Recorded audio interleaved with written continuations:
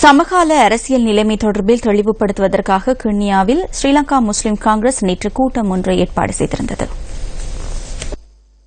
சமகாலத்தில் இன்றைய அரசியலமைப்பு மேற்கொள்ள இருக்கின்ற இந்த சந்தர்ப்பத்தில் குறிப்பாக நாங்கள் பலமாகின்ற பொழுதுதான் கட்சி பலமாக இருக்கின்றது என்று அறிகின்ற பொழுதுதான் குறைந்தது வடகிழக்கில் உள்ள தரப்பான தமிழ் தேசிய கூட்டமைப்பு எங்களுடைய ஒத்துழைப்பு அவசியம், முஸ்லிம் காங்கிரஸ் இல்லாமல் தீர்வை அடைய முடியாது என்ற ஒரு நிலைப்பாட்டுக்கு வரலாம். ஏனென்றால் இன்று அந்த நிலைப்பாட்டில் இருந்து கொண்டு அவர்கள் பேசவில்லை. இன்று பத்திரிகை பார்க்கின்ற பொழுது வடகிழக்கு இணைக்கப்பட வேண்டும், சமஷ்டி தீர்வு வர வேண்டும். ஒரு இடத்துல கூட வடகிழக்கில் இருக்கின்ற முஸ்லிம்களுக்கு இணைக்கப்படுகின்ற பொழுது ஒரு நிலத்தொடர்பற்ற அழகு இருக்கும் அல்லது இன்ன தீர்வு என்று இன்னும் தலைமைகள் இன்னும் இதுவரை சொல்லவில்லை. அந்த அளவுக்கு முஸ்லிம் சமூகம் சார்ந்த விடயங்களை பேசுவதற்கு அவர்கள் பின்னிக்கின்றார்கள்.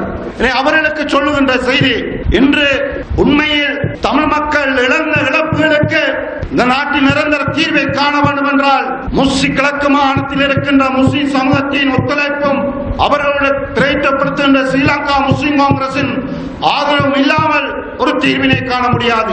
உங்களுக்கு தெரியும், திருகோணமலை மாவட்டத்தில் ஆரம்பத்தில் 2 தொகுதி மாத்திரமே இருந்தது. 3 தொகுதி, அதே போன்று திருகோணமலை தொகுதி. 1976ஆம் ஆண்டு தேர்வுல தொகுதியை பிரித்தெடுக்கின்ற பொழுது திருகோணமலை மாவட்டத்தில் மொத்த நிலப்பரப்பு 2500 கிலோமீட்டர் சதுர கிலோமீட்டர். 2500 சதுர கிலோமீட்டரில் மூதூர் தொகுதிக்கு வரும் 500 சதுர கிலோமீட்டரும், அதே போன்று திருகோணமலை தொகுதிக்கு வரும் 500 சொச்சம் சதுர கிலோமீட்டரும் தந்துவிட்டு சேர்வில தொகுதிக்கு அதில் 1500 சதுர கிலோமீட்டரை அவர்கள் அப்பொழுது பிரித்தெடுத்திருந்தார்கள். இது இப்பொழுது எங்களுடைய சமூகத்துக்கு பாரியதொரு பிரச்சனையை எங்களுடைய பிரதேசத்தில் கொண்டு வந்திருக்கின்றது. இன்று பார்க்கின்ற பொழுது திருகோணமலை மாவட்டத்தில் ஆக கூடுதலான 42% முஸ்லிம்கள் இருந்தும் எங்களுக்கான அந்த காணி அளவு குறைவாக இருக்கின்றது.